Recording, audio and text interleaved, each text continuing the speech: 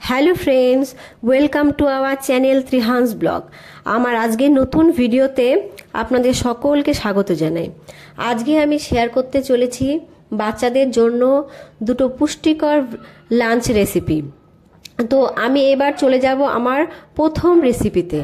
তো প্রথম রেসিপির জন্য আমার এখানে লাগছে মুসুর ডাল, চাল আর রেড করা মিষ্টি আলু। তো আমি 2 ঘন্টা আগে থেকে এই চাল আর ডালকে ভিজিয়ে রেখেছিলাম, আর মিষ্টি আলুটাকে ধুয়ে ভালো করে আমি গ্রেট করে রেখেছি।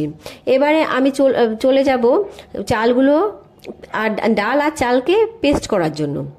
তো আমি একটা মিক্সিং জারে চাল আর ডালকে ঢেলে নিচ্ছি, ঢেলে নিয়ে আমি পেস্ট করে ফিরে আসছি।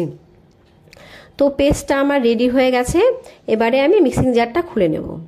দেখুন আমার পেস্টটা রেডি। এবারে আমি চলে যাব আমার মূল রেসিপিতে। তো এই মূল রেসিপির জন্য আমি প্রথমেই একটা প্যান বসিয়ে দিয়েছি, দিয়ে আমি এটা গরম করে নেব। গরম করে আমি এখানে অ্যাড করে নেব অল্প বাটার। তো বাটারটা আমি অ্যাড করে নিলাম। এবার বাটারটা গলে গেলে এখানে আমি অ্যাড করে নেব মিষ্টি আলু। মিষ্টি আলুতে রয়েছে প্রচুর পুষ্টিগুণ, যা বাচ্চাদের সার্বিক বিকাশে সাহায্য করে। এছাড়া কিন্তু মিষ্টি আলুতে প্রচুর ভিটামিন, খনিজ এবং অ্যান্টিঅক্সিডেন্ট রয়েছে।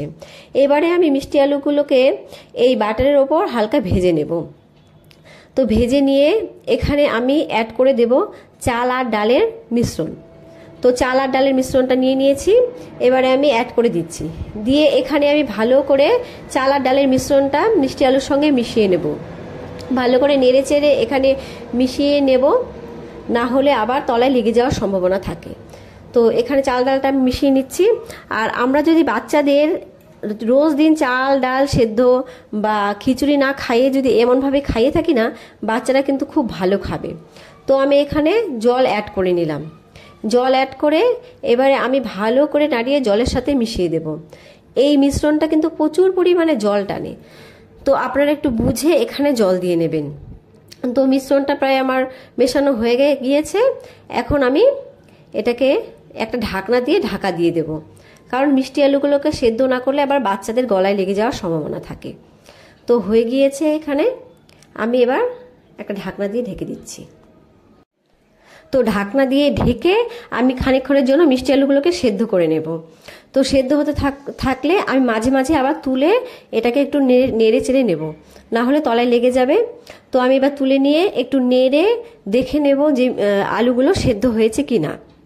তো এখানে প্রায় দেখাই যাচ্ছে আলুগুলো প্রায় সেদ্ধ হয়ে গিয়েছে, মানে আমার খাবারটা প্রায় রেডি হয়ে গিয়েছে। এবারে আমি এখানে একটা ডাল ঘুটনি নিয়ে নেব। ডাল ঘুটনি দিয়ে মিষ্টি আলুগুলোকে একটু ম্যাশ করে নেব। আপনাদের বাচ্চার বয়স যদি 1 বছরের বেশি হয় আর চিবিয়ে খেতে পারে, তাহলে এখানে ম্যাশ করার কোনো দরকার নেই। আর আপনার বাচ্চারা যদি আরও ছোট হয়, ম্যাশ খাবারও খেতে না পারে, তাহলে আপনারা চাইলে একটু মিক্সিতেও দিয়ে নিতে পারেন। তো এভাবেই আমার তৈরি হয়ে গেছে খাবারটা। আমি এবারে এই খাবারটা আমার পাত্রে ঢেলে নিয়ে ফিরে আসছি। তো ফিরে এলাম ঢেলে।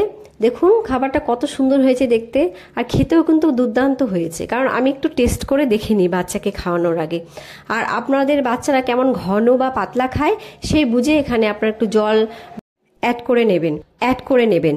এবার চলে আসলাম দ্বিতীয় রেসিপিতে। এখানে আমার লাগছে কুমড়ো সেদ্ধ, গাজর সেদ্ধ আর পরিমাণ মতো সুজি। আমি এই গাজর কুমড়োগুলোকে আগের থেকে সেদ্ধ করে রেখেছিলাম। এবারে আমি কুমড়ো আর গাজরগুলোকে একটা ছাঁকনির সাহায্যে একটু পিউরি করে নেব। কুমড়ো আর গাজর কিন্তু খুবই উপকারী বাচ্চাদের শরীরের পক্ষে। তো কুমড়ো আর গাজর কিন্তু খাওয়ালে রোজ বাচ্চাদের চোখের স্নায়ু উন্নত হবে, দাঁতের মাড়ি দুর্বলতা দূর হয়ে যাবে, দৃষ্টিশক্তি উন্নত হবে, হজম শক্তি উন্নত হবে, আর ত্বকের উজ্জ্বলতাও বাড়বে। তো চলে আসলাম মূল রেসিপিতে। প্রথমে আমি একটা প্যান বসিয়ে নিয়েছি। প্যানটা গরম হয়ে গেলে আমি এখানে অ্যাড করে নেব একটু ঘি। এই ঘিটাকে অ্যাড করে নিয়ে আমি একটু গরম করে নিয়ে এখানে অ্যাড করে দেব কুমড়ো আর গাজর পিউরি। তো দিয়ে দিচ্ছি কুমড়ো আর গাজর পিউরি। এই কুমড়ো আর গাজর পিউরি দিয়ে আমি খানিকক্ষণের জন্য একটু নেড়েচেড়ে নেব। আর বাচ্চারা যদি একদম সবজি খেতে না চায়, আপনারা যদি এইভাবে পিউরি ফর্মে বিভিন্ন খাবারের সঙ্গে মিশিয়ে দেন না, তাহলে বাচ্চারা বুঝতেও পারবে না যে ওরা কি খাচ্ছে। তো এভাবেই আমি একটু হালকা করে নেড়েচেড়ে ভেজে নেব। ভাজা হয়ে গেলে আমি এখানে অ্যাড করে নেব সুজি। তো আমার ভাজা প্রায় হয়ে গেছে। আমি এবার সুজিটা অ্যাড করে নিচ্ছি। সুজি অ্যাড করে আমি সুজিটাকে ভালো করে একটু ভেজে নেব। আমি কিন্তু বাজার থেকে কিনে আনা সুজি ব্যবহার করেছি, আপনারা চাইলে চালের সুজিও ব্যবহার করতে পারেন।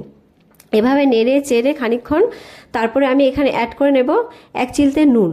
আপনারা চাইলে নুনও অ্যাড করতেও পারেন, আবার নাও করতে পারেন। আমাদের ডাক্তারবাবু বলেছে যে বাচ্চাদের 6 মাসের আগেও পরেও নুন খাওয়ানো যাবে, না হলে নাকি আয়োডিনের ঘাটতি হয়। তো আমি এখানে নুন অ্যাড করে নিলাম। আপনাদের ডাক্তারবাবু যদি মানা করে থাকে তাহলে আপনাদের নুন না দিলেও চলবে। যদি 1 বছরের ওপরে হয় তাহলে আপনারা নুন ব্যবহার করতে পারেন। তো এবার নুনটাকে আমি ভালো করে মিশিয়ে নিলাম। মিশিয়ে আমি এখানে জল দিয়ে দিলাম পরিমাণ মতো। জল দিয়ে আমি এবারে সুজিটাকে জলের সঙ্গে ভালো করে মিশিয়ে নেব, না হলে আবার সুজি জমাট বেঁধে থাকবে আর বাচ্চাদের গলায় বেঁধে যাওয়ার সম্ভাবনা থাকে। তো এবারে আমি জলের সঙ্গে অ্যাড করাতে সুন্দর একটা দেখুন ইয়েলো কালার বেরোচ্ছে। এই খাবারটা এইভাবে বানালে কালারটাও খুব কালারফুল হয়, আর বাচ্চারাও কিন্তু খুব ভালো খায় আর খেতেও খুব ভালো হয়। তো এভাবে আমি মিশিয়ে 10 মিনিটের জন্য ফুটিয়ে নেব। সুজিটা সেদ্ধ হয়ে গেলেই কিন্তু আমাদের খাবারটা রেডি হয়ে যাবে। আর সুজি কিন্তু বাচ্চাদের ওজন বৃদ্ধি করতে সাহায্য করে, পেটও ঠান্ডা থাকে। তো আপনারা কিন্তু সুজি চাইলে রাতেও খাওয়াতে পারেন, দুপুরেও পারেন, আবার সকালেও। আমি যেই খাবারটা তৈরি করছি এটা কিন্তু আপনারা রাতেও দিতে পারেন। তো দেখুন সুজিটা ফুটে গিয়েছে, আমার সুজিটা এখানে রেডি হয়ে গিয়েছে। তো আমি এখানে সুজিটা নামিয়ে নেব। আপনারা এই বাচ্চা চাহিদা অনুযায়ী পাতলা বা ঘন করে নেবেন। যদি মনে হয় এটা ঘন হয়ে গিয়েছে তো এখানে একটু জল অ্যাড করে আপনারা একটু পাতলা করে নেবেন। তো আমি ফিরে আসছি একটা পাত্রে ঢেলে নিয়ে। তো আমার রেসিপিটা ভালো লাগলে আপনারা বাচ্চাদের তৈরি করে খাওয়াবেন, দেখবেন খুব ভালো খাবে। আর আমার ভিডিওটা ভালো লাগলে আর ভিডিওটাতে একটা লাইক করে দেবেন। দেখুন কত সুন্দর হয়েছে দেখতে, দেখতে দুর্দান্ত হয়। আর আমি আমার ছেলেকে খাইয়ে দেখেছি, ও এই খাবারটা খুব ভালো খায়। আমার চ্যানেলটা সাবস্ক্রাইব করে দেবেন। আর বাই বাই।